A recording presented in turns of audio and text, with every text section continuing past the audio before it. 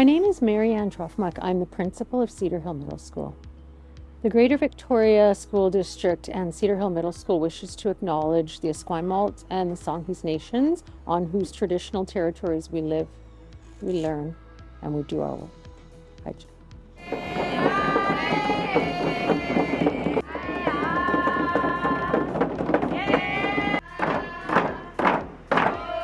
Cedar Hill has a history as one of the Greater Victoria School District's longest standing schools.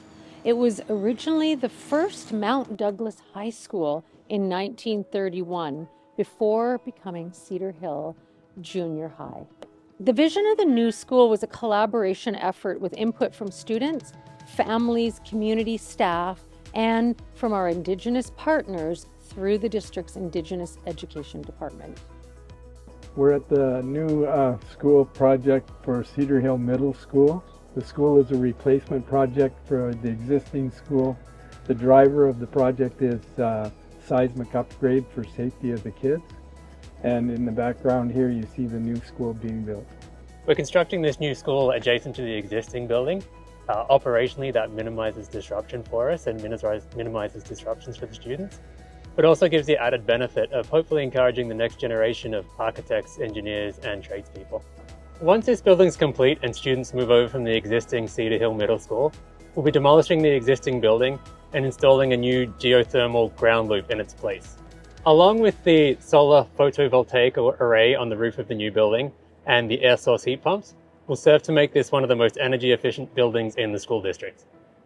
The building was designed by KMBR Architects. It's being constructed by Yellow Ridge Construction and consists of 2 floors, about approximately 35,000 square feet, which contained 21 classrooms, 6 exploratory programming spaces, an Indigenous welcome space, inclusive learning, administration, a library and learning commons, and a gym.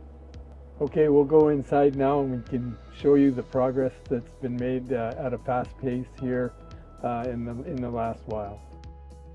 As I mentioned earlier, the driver of the project is seismic upgrade. So these braces behind me, they're special. They're called a core brace, and it's hollow steel sections are filled with concrete.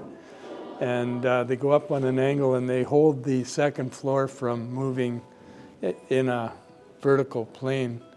And I guess the concept of filling them with concrete is steel is typically strong in tension when you're trying to pull it apart, but when the building wants to move back, it's in compression, and the concrete adds to the strength of supporting that load. We're in the stage of all the steel stud framing. A lot of it is in now.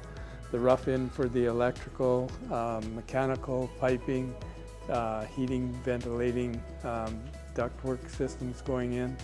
Also the backing for the whiteboards and the tack boards and our tech packages, as you see in the background there.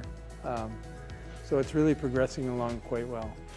All the structural on the lower floor that's holding up the second floor has to be fire rated. So anything that's out in the open is painted with the incandescent paint. And then anything like the steel beams up there, they're coated with a fire rated spray on. Right up here, we've got 18 panels where there's going to be glass inserted, and so there's got that glass. That glass will be windows, and you'll be able to see into the library learning commons from classrooms and from hallways. And the top section of all of the glass windows here will be stained glass. That stained glass will be moved from the present school into this new school, and that will be something that we will enjoy over the decades, bringing the old school into the new school.